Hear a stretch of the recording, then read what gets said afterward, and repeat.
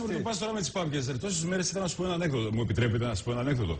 Αντέχετε το κρύο, Για πάμε. Λοιπόν, ήταν ένας τύπος. Αντέχετε το κρύο.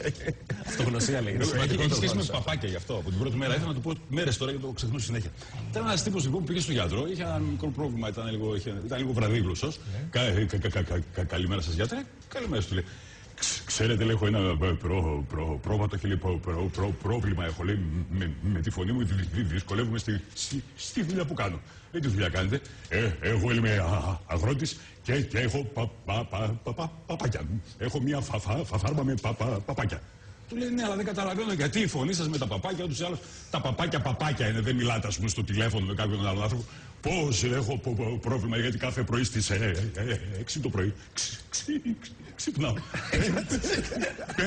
Θα ζεις στο τέλος. Σε αυτή κατάσταση έμφραγμα θα πάθει ο άνθρωπος. Επειδή μου έτσι μιλούσε, κοίτα, πετάχτηκε σαν ανέκδοτο, τώρα τι να το κάνω. Έλα, πες το. Κάθε πρωί ξυπνάω, πίνω ένα καφεδάκι με την κυρά μου και μετά ανεβαίνω στη πλατφόρμα και πάω να πάρω τα παπάκια. Του λέει, δεν καταλαβαίνω, τα πας τα παπάκια, λέει τα παπάκια.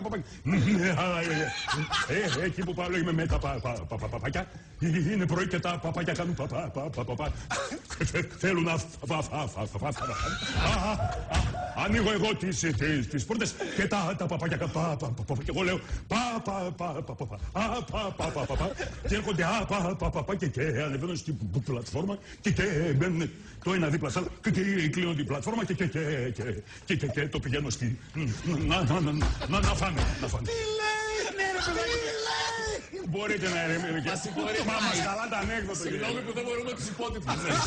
Λοιπόν, και ώσπου να φάνε τα παπάκια, κάνω ένα φραπεδάκι και το τελειώνω και μετά έρχεται η ώρα να μαζέψω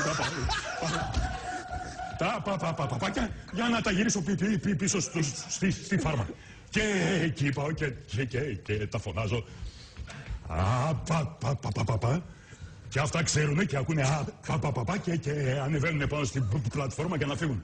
Αλλά είναι ένα παπαπάκι που είναι τζαναμπέτικο και δεν ανεβαίνει. Του λέω παπαπαπά και εκείνο κάθεται έτσι και με κοιτάει. Εγώ το κλωτσώ και του λέω παπαπαπανέβα και εκείνο και δεν ανεβαίνει. δεν θα τελειώσει ποτέ. Ο γιατρός. Και εγώ τα παίρνω στο κράνιο και την νευράζω και του λέω γάμω την παπαπαπαπα και κατεβαίνουν τα άλλα τα παπαπαπάκια από πάνω πάλι.